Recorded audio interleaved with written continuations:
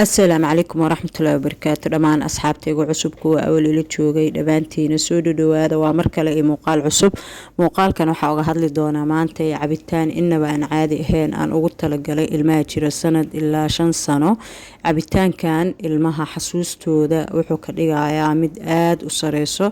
إن مد كلا تكري مدو اسكودي للترايا waxay ka heli karaan ilmaha nafaqooyin dhameystiran iyo mid kale oo ay u baahan yihiin jirkooda in lagu quudiyo waxaan rajeynayaa hooyo badan aad inay uga intifaacdo cabitaanaadka ayaan rabaa insha Allah maanta inaan ka hadlo iyo waxyaabaha ilmaha miisaankooda iyo lafahooda lagu kordhi karo bilis haday ku tahay marka koowaad ay timaado subscribe isaar awlaada ay joogtana ilaa garay muuqaalka waxaad soo qaadanaysaa sabiibka midka yelowga ah ama midka jaalaha ah ama isku darka midka ah midabadiisa si wacan ayaad u dhaqaysaa intaadan dhaqin cunugaaga 6 bilood haduu jiro ilaa sanad waxaad sameynaysaa ama aad ka isticmaali kartaa qaadada haafkeeda ama qaadada yaryar oo ilmaha cuntada lagu siiyo oo buuxdo mida dadka waaweyn cuntada ay ku cunaan hadii aad isticmaashid ayadoo haaf ah ama kala bar ah ka isticmaal ilmihii hadii sanad ay ka weyn yihiin sanad ilaa 2 sano cunugeedu yahay hal qaado oo buuxdo oga dhig 2 sano ilaa 5 sano cunugaaga haduu yahay 2 qaado oga dhig ina fahamteen rajeenaya markii sidaas aad u soo diyaarisid waxaad sameynaysaa caano oo hal galaas camal ah ama hal bakeeri iyo bar caano ah oo kulul ama qandac ah aad ugu tala gashay ilmaha aad siinaysid cunugaaga caanaha aad siineedid ayaan ka wadaa ayaad soo qaadanay caaniyo qandac ku ah sabiibki oo nadiif ku ah ayaad ku darsanay meel ayaad la dhiganaysaa muddo 1 saac camal ah markuu ku yaalo ka bacdi waxaad sameynaysaa waad isku shiiday markii aad isku shiidid ilmahaaga sidaas ayaad ugu sameynaysaa waxaad siinaysaa asbuuci 4 mar ayaad ka siinaysaa cunugaas xasuustiisa haduu jiro ilmaha uu yahay jiro 3 sano ilaa 5 sano marxaladda ku jiro xanaanada ama waxbarashada loo bilaabo kale uu ku jiro wuxuu noqonayaa cunug active ah maskaxdiisa ay isku dheelitiran tahay waayo sabiibka badanaa waxyaabaha waxa loo isticmaalaa xasuusta quseeyo iyo miisaan kordhinta lafaha ilmaha inuu koriyo iyo qof walba oo bini aadan ah inuu wax u taro saali ajligeeda adiga mar walba waxaad sameeydaa ilmahaaga haduu aad daciif u yahay asbuuci 4 mar ilaa 3 mar ayaad siisan kartaa laakiin haduu normal uu iska yahay miisaankiisa asbuuci waxa uga dhigtaa 3 mar ilaa 2 mar uga dhig ma fahamtay waayo waxtarkiisa aad u badan yahay dadka isticmaalana way yaqaanaan sabiibka miisaanka inuu kordhiyo marka lagu daro caanaha waxa u sameeysan kartaa oo kale asagoo la sameynayo oo loo sameynayo inta aad soo diyaarsatid qiyaastii markaas aad ku soo sheegayay da'da ilmahaaga markay jiraan 1 sano hal qaada ayaa soo diyaarsanay 6 bilood haduu jiro cunugaaga 6 bilood cunugaaga haduu jirana waxa soo diyaarsanay qaada haafkeeda kadib waxa sameynaa caaniyo ku kulul iyo sabiibkii aad soo nadiifisay ayaa meel 1 saac dhiganay ka bacdi waxa ku darsanaydaa timir iyo moos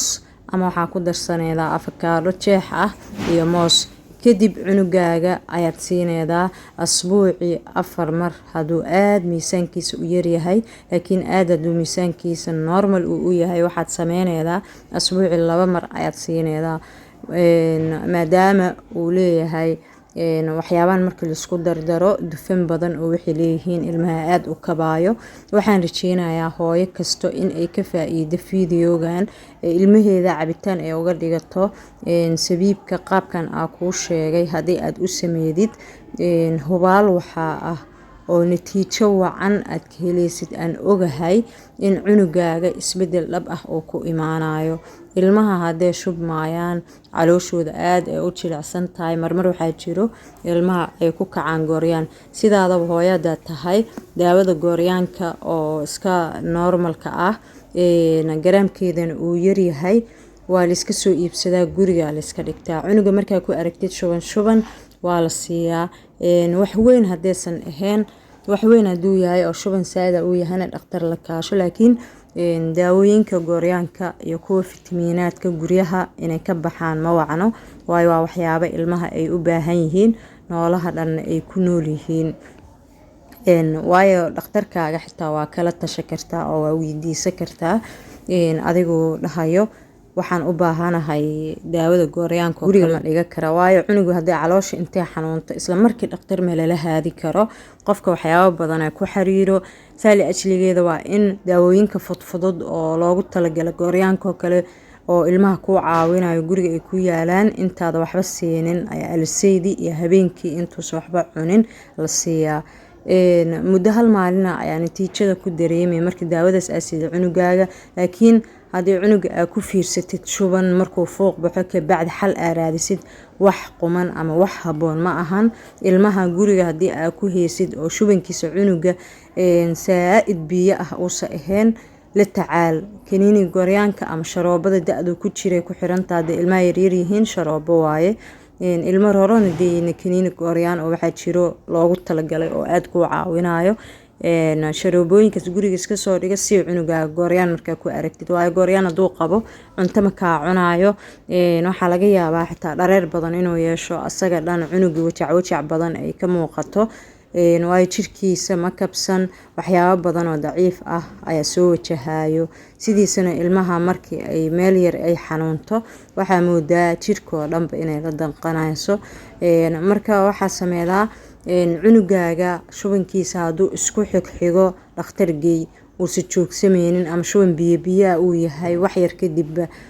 ka bedelaysid dhaybarka ama xafaayadda, waxaa geysaa dhakhtar geey, kabacdi waxaad sameeyaa wuxuu ku dhaho sameey. laakiin haddii shuban iska jilacsanna uu dhigayo ama ay u kala dheer yihiin, sharoobada gooryaanka si waxda uga garan kartid weysid maalinkaas, maalinka ku xigo lambar u jaro dhakhtar u geey. ani sidaasaa ku oran lahaa. badanaa hooyooyinka hore wax usoo dhalanay badanaa ilmahooda way la tacaalaan, laakiin hooyooyinka cusub aad u weyn ay ugu rafaadaan ubadka, waayo ma haystaan khibrad ku filan. mar walba waxay isku dayaan waxyaabaha yaryar ilmaha markay soo wajahaan inay isdhigtaan kabacdina cunugii uu ka tacbaano. marka isku tashta gabdho insha allah. halkaana waa meel aad u baahan tihiin oo mar walba aan igu soo gudbiyo waxyaabaha waxtarka niile ama caawiyo had iyo jeer oo hooyo kasto ay ku riyooto. waxaan rajeynayaa waxyaabahan iyo waxyaabo ka qurux badan in aan isla gaarno aanu soo gelinayo biidnillaahi alkariim. muuqaalkan hadduu ku soo gaaro waxaan kaa codsanayaa si walaalnimo ah in aad ii saartid like ama ii share gareysid, waayo mar walbo like-taas waxay iga caawinaysaa channelkii kor inay u qaado.